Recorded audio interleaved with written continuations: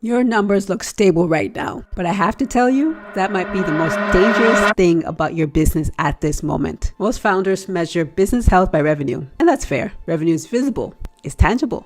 It pays the bills, but revenue stability is not the same thing as business growth. And one of the most expensive mistakes I see founders making is looking at a flat revenue line and reading it as a sign that everything is fine. I'm Adewumi-Zer, founder and CEO of Zer Consulting Africa. I've spent over 2 decades working with executives and founders across our continent. And what I want to show you today is the difference between a business that's earning and a business that's generally growing, because those are 2 completely different trajectories. By the end of this video, you'll know the difference between earning and growing. The 3 numbers that tell a more honest story about the health of your business than revenue alone, and why stable revenue can actually mask a business that's quietly losing ground. Now, a business that's earning is generating enough revenue to sustain its current operational costs, while a business that's growing is building the capability, the market position, and the structure to produce significantly more in the future. Those 2 things can coexist in the same set of accounts in a way that looks deceptively healthy.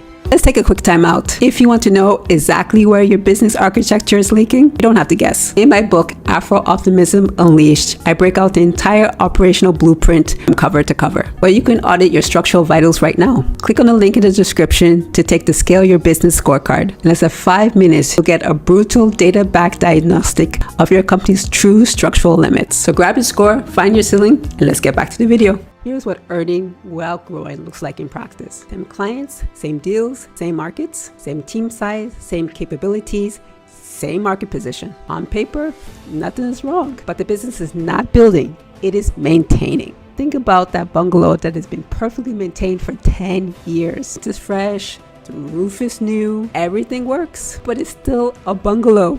Maintenance, while great, doesn't make it a skyscraper. And similarly, a business that's only maintaining is simply losing ground. The market is always moving, and the cost of standing still is always increasing. But if revenue is not the most reliable indicator, what should you be watching? I want to give you 3 numbers that tell a more honest story. Number 1, client concentration. What percentage of your revenue comes from your top 3 clients? If your answer is above 60%, your business is not stable, it is dependent. And dependency is fragile. One relationship ending, one contract not renewing, can take the entire revenue line away with it.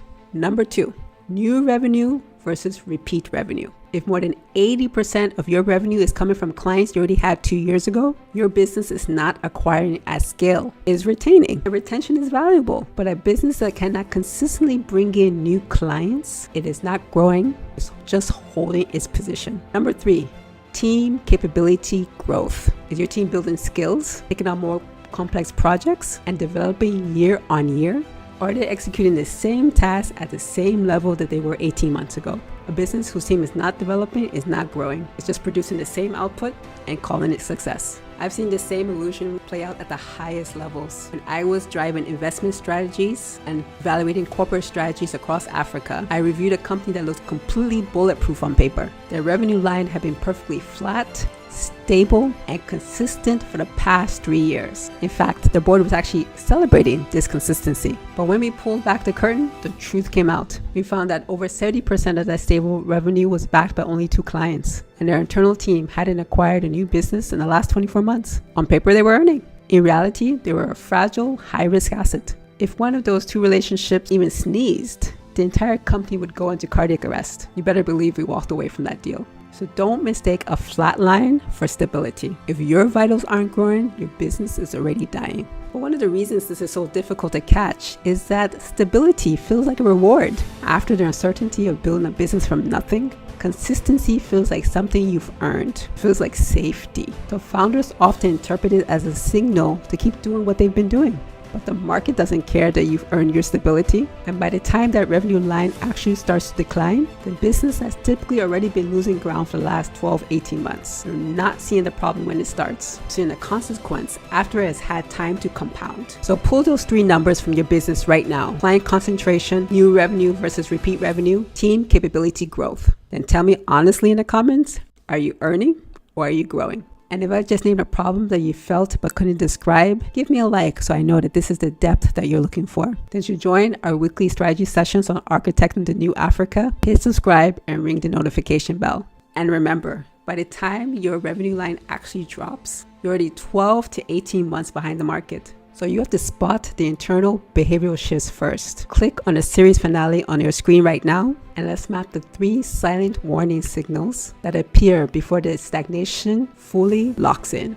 I'm Adewumi-Zer. This is what building in Africa actually looks like. I'll see you in the next one.